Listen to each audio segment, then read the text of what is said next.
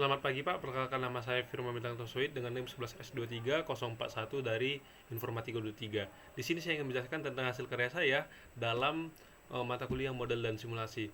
Nah, sebelum itu saya akan sedikit menjelaskan apa sih tantangan dalam praktikum kali ini. Kita disuruh untuk membuat 3D dalam Blender di mana ada kriterianya, yaitu haruslah dia memiliki tiga bagian seperti pada latihan sebelumnya. Itu adalah tiga bagian yang akan digabung-gabungkan menjadi satu objek.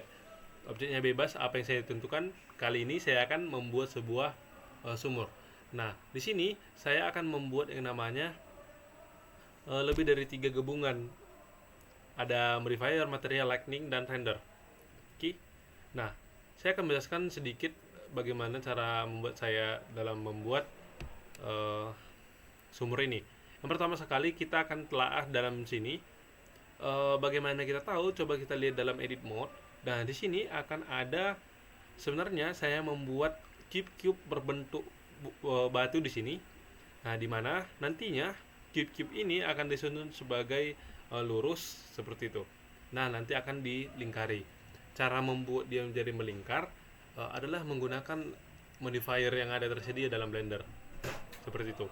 Nanti setelah dia dilingkari, maka akan terbentuklah seperti objek mode seperti ini. Nah, setelah itu saya copy, uh, pengerjaannya juga sama seperti yang lain-lainnya untuk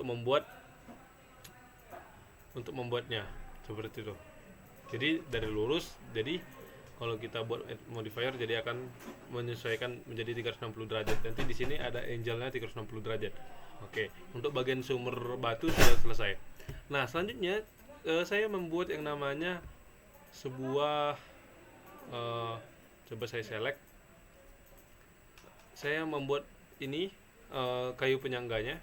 Jadi yang pertama sekali saya lakukan akan menambah shift A, di mana akan ada mesh, di mana ada cube di dalamnya. Nanti kita akan membentuknya menjadi lurus seperti ini balok.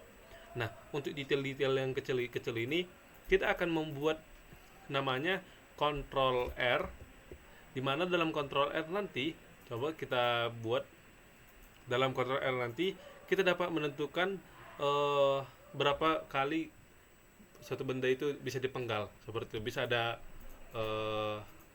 tengah-tengahnya, bisa 2, 3 dan lain-lain. Nah, di sini kan nampak bahwa ada garis-garis dalam ini. Nah, untuk sudut-sudutnya kita akan menggunakan yang namanya, ketika saya mau edit mode, ada di sini tulisannya select mode untuk mengetahui ini, dan kita akan tarik dia menggunakan Ctrl Alt B seperti itu. Jadi kita seolah-olah kayunya terbengkalai seperti itu. Jadi ada detail-detail bahwa ini kayunya bukan mulus tapi ada detail-detail kecilnya. Nah, nanti kita dari kayu yang satu kita bakal copy menjadi bagian yang ini. Jadi caranya adalah saya menggunakan shift D, di mana akan mengopi sesuai dalam dan menekan sumbu X seperti itu, supaya dia akan kita geser menggunakan G terhadap sumbu X seperti itu. Nanti kita akan rotate dia. Baiklah, saya sudah membuat penyangganya, bagaimana caranya. Dan selanjutnya untuk penyangga ini dan ini juga sama saja, saya menggunakan cube dan juga membuat sedikit detailing di sini. Nah, setelah itu saya buat penyangga di sini juga, sama saja seperti itu. Oke, setelah itu terjadi, saya menggunakan yang namanya cube yang ada di sini. Saya menggunakan yang dinamakan dengan atapnya atau tile di sini. Jadi pertama sekali saya gunakan juga menggunakan cube yang ada di dalam mesh. Jadi kita akan menggunakan atap, kita pipihkan dia, dan juga kita buat detailing di mana kita akan bagi dengan Ctrl R di situ. Nah, karena dia akan berruas-ruas, kita sedikit detail-detailnya berantakan seperti ini. Ini sengaja dibuat berantakan.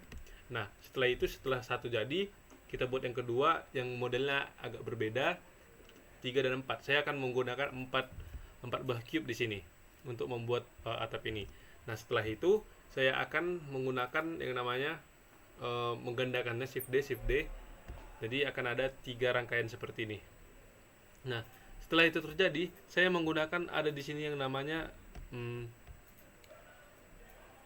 setelah terjadi saya menggunakan yang namanya ini. Untuk karena dia itu atapnya itu adalah lurus, jadi saya ingin membuat ada sedikit lekungan dengan menggunakan saya akan menggunakan yang namanya sebentar, coba saya ini dan kita ini tekan. Nah, di sini akan ada yang namanya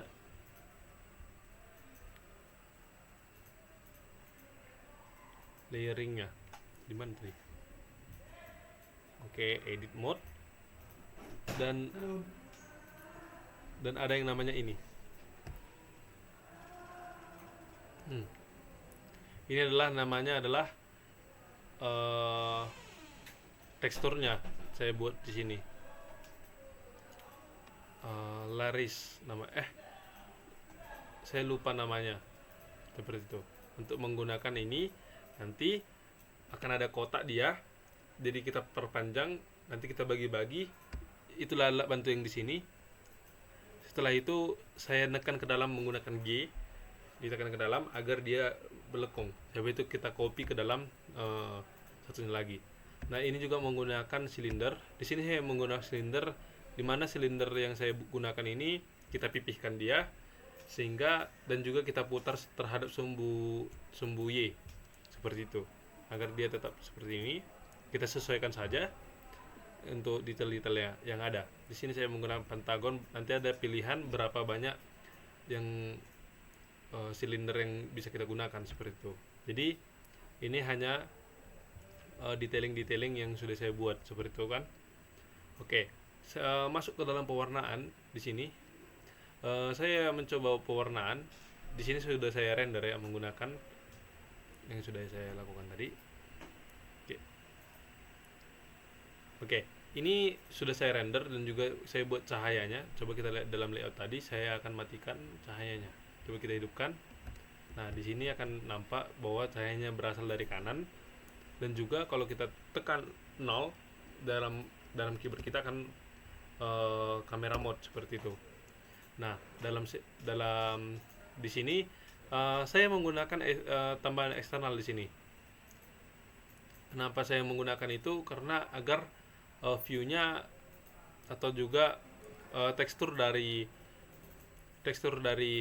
warna dari bendanya ini menyesuaikan yang saya inginkan. Jadi teksturnya di sini sedikit berbeda kalau kita tidak menggunakan ini. Seperti itu. Jadi saya sudah menggunakan ini, maka teksturnya seperti ini. Coba saya hapus kira-kira. Nah, dia teksturnya berbeda dan juga warnanya pun berbeda. Oke. Jadi sudah saya buat di sini. Nah, inilah hasil dari rendering saya. Coba kita matikan alat bantunya. Nah, di sini. Nah, setelah itu saya menekan F12 di mana akan terrender dari hasil dari tangkapan layar yang ada di Notepad 0 kita. Dari mana angle yang kita mau kita foto. Nah, di sini saya sudah memfotonya dan juga merendernya, dan saya akan membukanya dalam dokumen di mana ada hasilnya. Nah, inilah hasil foto dari capture layar model simulasi saya dalam 3D. Sekian, jika ada kesalahan kata ataupun kesalahan dalam saya menjelaskan, mohon dimaafkan. Terima kasih.